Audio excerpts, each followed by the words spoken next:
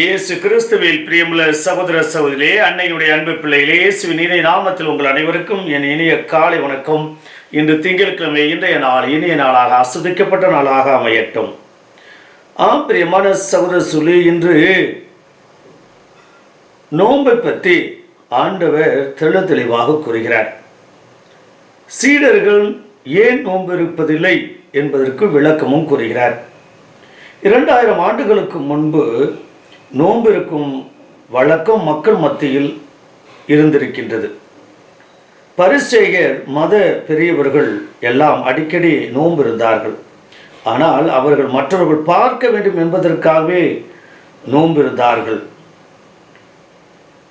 அவர்கள் இயேசுவிடம் நோன்பை பற்றி கேள்வி கேட்கிறார்கள்.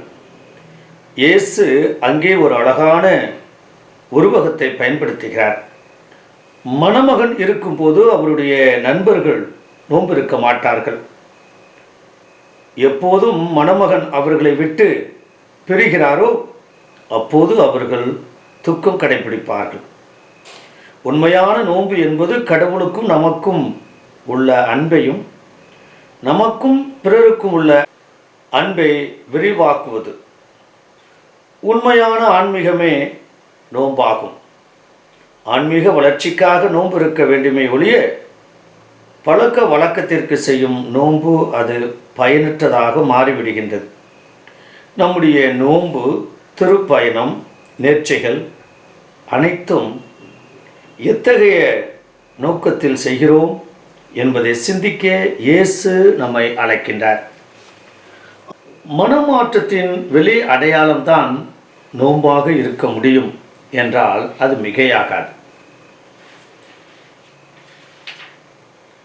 கிரேக்க நாட்டின் பழக்கத்தில் தங்கள் புத்தியை கூர்மைப்படுத்திக் கொள்வதற்காக, அதை பட்டை தீட்டிக் கொள்வதற்காக நோன்பு இருந்தவர்கள் பலர். அமெரிக்காவில் வாழ்ந்த பழங்குடி இந்திய இனத்தை சார்ந்தவர்கள் தங்களது உடல் எவ்வளவு வலிமையானது என்பதை பிறருக்கு எடுத்துரைப்பதற்காக நோன்பு இருந்தார்கள்.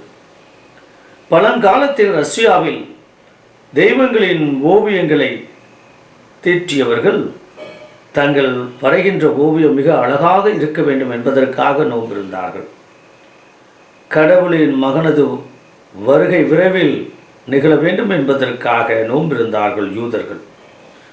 நோம்பிருந்து இறைவிடம் அன்றாடும் பழக்கம் எல்லா மதத்தை சார்ந்தவர்களிடையே, இனத்தை சார்ந்தவர்களிடையே காண கிடப்பதை மேலான உண்மை நமக்கு சுட்டி காட்டுகின்றது. யூதரிடம் இருந்த பிரச்சனை என்னவென்றால், ஒரு குறிப்பிட்ட நோக்கத்திற்காக ஏற்பட்ட நோம்பிலிருந்து பழக்கத்தை சடங்கு சம்பிரதாயமாக மாற்றியதே. இயேசுவோ தொலைந்து போன இந்த உள்ளீட்டை அர்த்தத்தை மீட்டெடுக்கும் முயற்சியில் ஈடுபட்டார் என்பதையே இன்றைய நற்செய்தி நமக்கு சுட்டி காட்டுகின்றது. பிரியமான சகோதர சொல்லி, என் பக்தி முயற்சிகளில் அர்த்தத்தை நான் அறிந்து கொள்கின்றேனா? நாங்கள் நோன்பு இருந்து இதற்காக எங்கள் கடவுளிடம் வேண்டிக் கொண்டோம், அவரும் எங்கள் மன்றாட்டை கேட்டருளினார் என்று எஸ்ரா சொல்வதைப் போல நாமும் எதிர்பார்த்து வாழ்கின்றோமா? பரலோக தந்தை இறைவா, இந்த அருமையான இனிமையான நாளுக்காக உமக்கு நன்றி செலுத்துகிறோம் தகப்பனே. நிறைய நேரங்களில் நாங்கள் சடங்கு சம்பிரதாயங்களுக்கும் சாங்கியங்களுக்கும் முக்கியத்துவம் கொடுக்கின்றோமே தவிர அதனுடைய உள்ளார்ந்த அர்த்தத்தை, அந்த குறியீட்டை நாங்கள் புரிந்து கொள்வதில்லை, புரிந்து கொள்ள முயற்சி எடுப்பதும் இல்லை.